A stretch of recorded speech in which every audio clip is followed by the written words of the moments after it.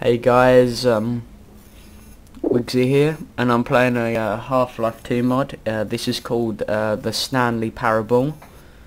This mod seems alright, yeah. So I'm just gonna give it a go. Hopefully it'll be something entertaining to play, and hopefully, you know, you guys will enjoy watching it. Most of these mods, I forgot what the program's called, but I'm sure someone will know. You can download the mods free of a certain program. This is the story of a man named Stanley. Stanley worked for a company in a big building where he was employee number 427. Oh, not even Employee 428. number 427's job was simple. He sat at his desk in room 427 and he pushed buttons on a keyboard. Orders came to him through a monitor next to his desk, telling him what buttons to push, how long to push them, and in what order.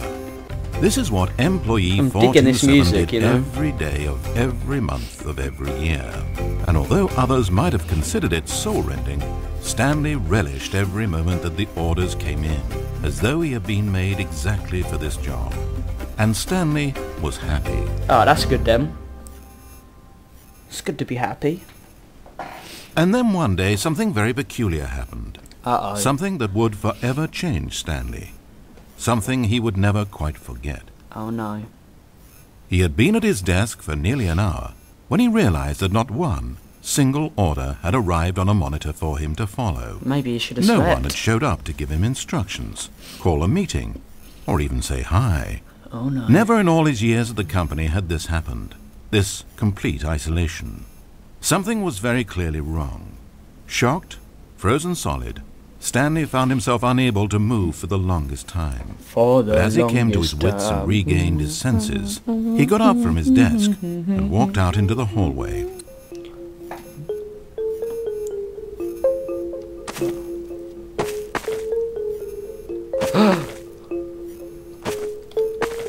I'm a vampire.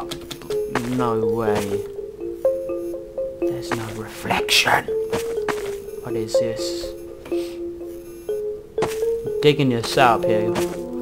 Yeah, this is. Yeah. Just yeah. Stanley decided to go to the staff lounge to check on his co-workers. He never functioned well by himself and constantly needed support and guidance from others. So the thought of total solitude was terrifying to him. That's my room. Excuse me. Hello. Knock knock. Hello. Housekeeping. Housekeeping. Hello. Housekeeping. Nah, come on. God, that 426 always has his door closed. God, what an unsociable person. Oh.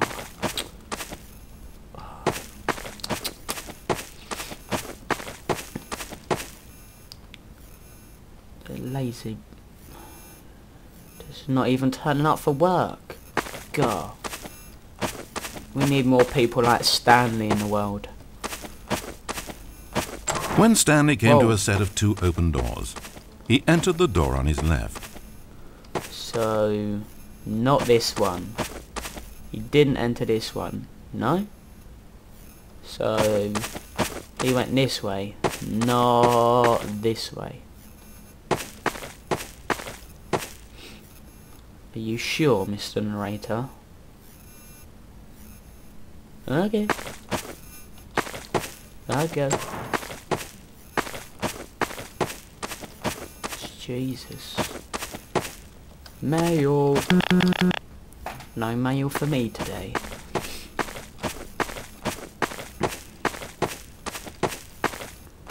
I'm just gonna sit on here. My bum's a bit cold.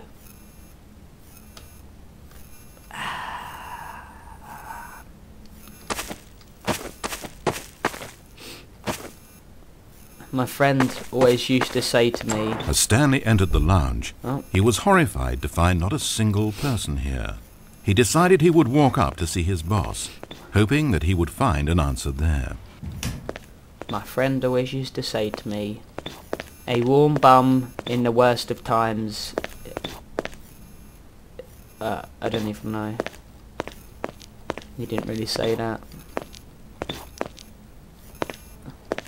That's a good drawing, isn't it? Ah, that is me right there. Woo! Stanley! Can I get a drink? Nope, okay. What does it say? Dr. Breen's private reserve. Trust Dr. Breen.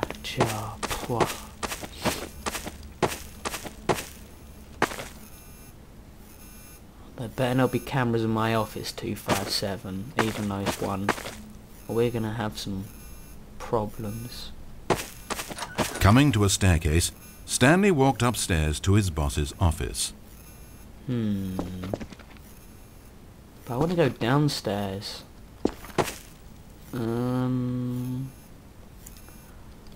We go upstairs.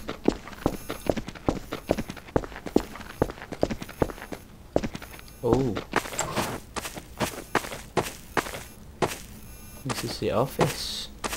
Entering his manager's office, Stanley was once again stunned to discover not an indication of any human life. It was at this point that he began to feel dizzy and a little sick, and even thought he might pass out when suddenly he noticed a keypad next to the filing cabinet in the corner of his boss's office. Oh. Stanley had never seen this panel before and had no idea what combination of numbers would produce any result. In fact, only Stanley's boss knew this, since the panel withheld access to the boss's greatest, darkest secret. And so he had assigned the keypad a combination that only he could possibly know. The number of his freshman dorm number in college. 1957. Oh, that's a But of number. course, Stanley couldn't possibly have known this. Cool. Stanley's working late. Oh, right, the number. Okay.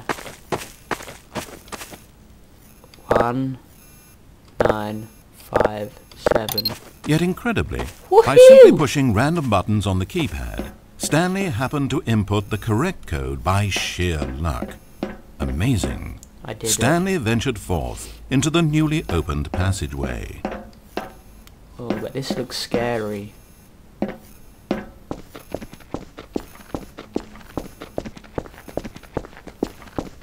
Hello? As he drew deeper into the bowels of the building, Stanley had no idea where he was or what this place held. And just as he began to think he might not discover a thing, he emerged into a long room to find Wow! rows and rows of monitors. Screens with a number above it.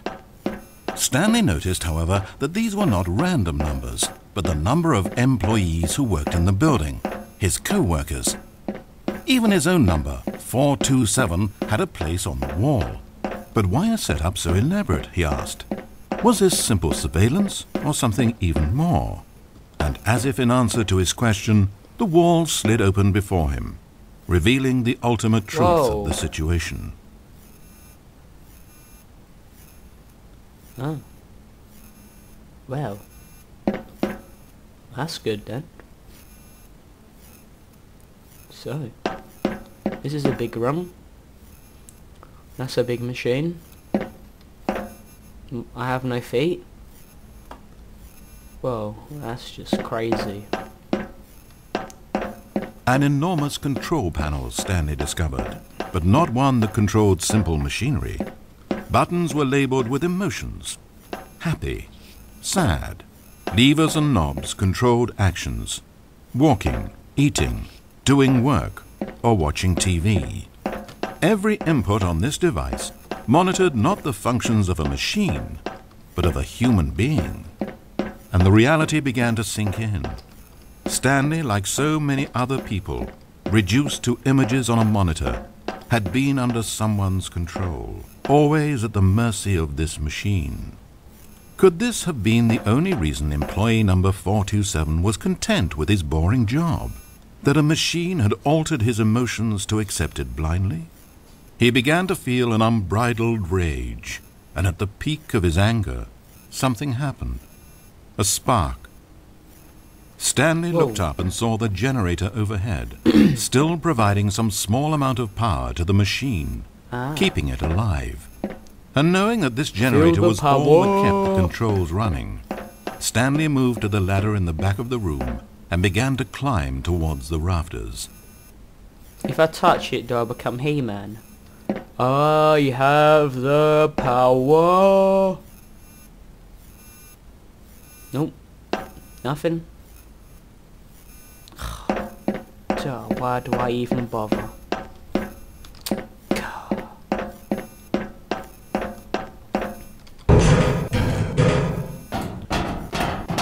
Looks like I don't have the power after all.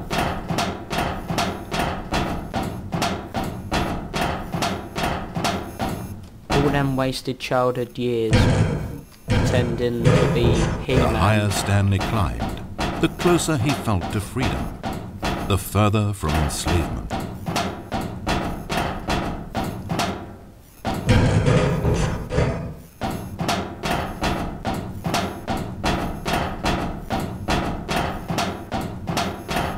Oh. Choices. Decision. I think I'm going to disable it. Because it did not give me the power. Whoa! What happened? Blackness. Power gone. Oh god, I'm scared. All alone. And then...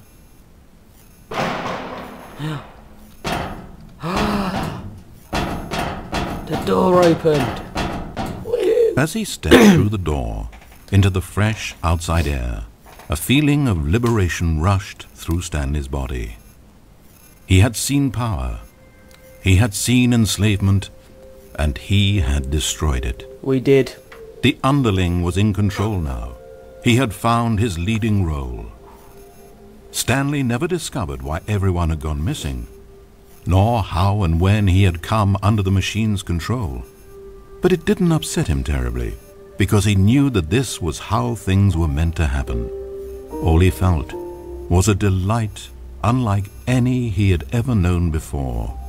Never again would he follow someone else's orders without question.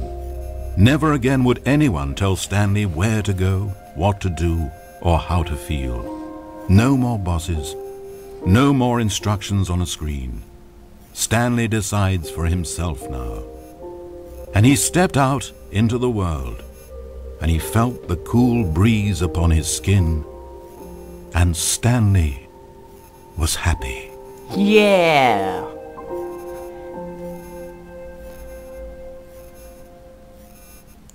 Go Stanley.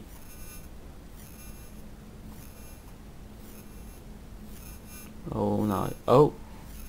Written and created by Davey Reedon. Ow. Narrated by Kevin Brighting.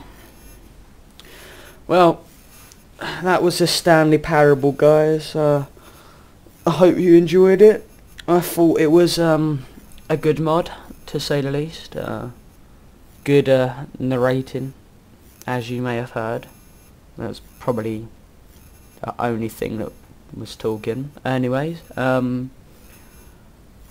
yeah, so I'll see you in the next video I make. See you later, guys.